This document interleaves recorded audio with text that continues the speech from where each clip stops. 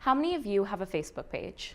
How many of you are members of a Facebook group that is dedicated to a loved one who has passed on?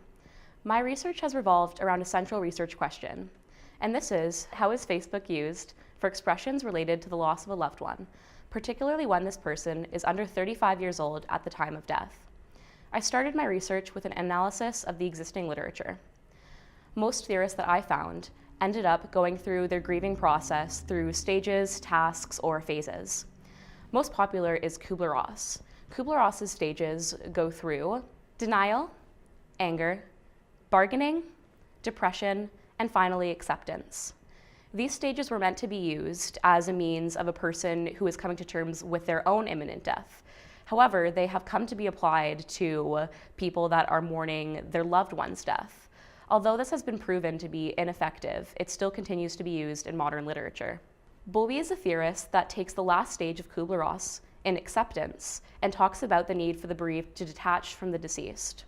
Alternatively, there is a theorist named Worden, and his theory is that the bereaved needs to create a continuing bond with the deceased while embarking on a new life. In terms of the literature in social media in particular, there are two theorists named Chong and Stanson, and they use Kubler-Ross's stages in their Facebook analysis of how fans grieved Michael Jackson. Finally, there's de Groot. De Groot took all of the aforementioned studies and decided that these theorists agreed on 3 central phases of mourning, and these include 1, shock, 2, emotional and cognitive acknowledgement, and thirdly, reconstruction. Moving on to my methodology. I started off by looking at themes related to continuing bonds in the Facebook analysis versus detachment or themes of getting over it. In particular, since it's possible that different types of grieving would lead to different results, I decided to focus on a type of death that's not typical in our society, and this is the death of a young person. A Facebook discourse analysis was conducted using 12 open Facebook groups created by the loved one of the deceased.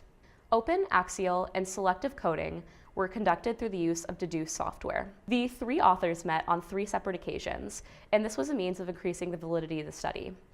In these circumstances, we would discuss the codes, discuss the themes related to the codes, and discuss how the themes would fit together. In terms of our results, we found that the Facebook analysis further contradicted Kubler-Ross's stages of grief. In terms of denial, we found that this wasn't one particular stage at the beginning of the grieving process. Rather, a stage of disbelief continued throughout the years of the Facebook process.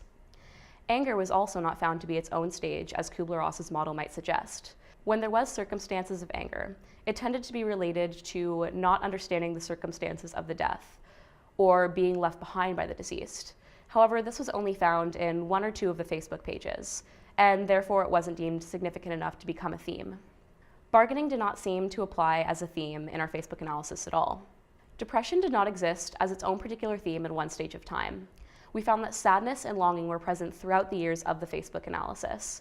And finally, the bereaved persons did not seem to ever accept the death per se. We found that Bowlby's theory of detachment was present in the analysis through the use of the term gone used in relation to the deceased person. We found that the bereaved persons were aware that the deceased was no longer with them physically.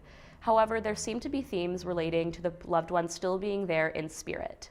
In terms of Worden's analysis, we found that continuing bonds were present in the sense that Facebook friends and family continued to share their emotions and current events with the deceased, continued to share celebrations for the deceased, and would honor the deceased in other ways. This is just a brief description of the work that I'll be presenting at the You Will Discover 2017 conference. I hope that everyone will come out to support undergraduate research at the University of Windsor. Thank you.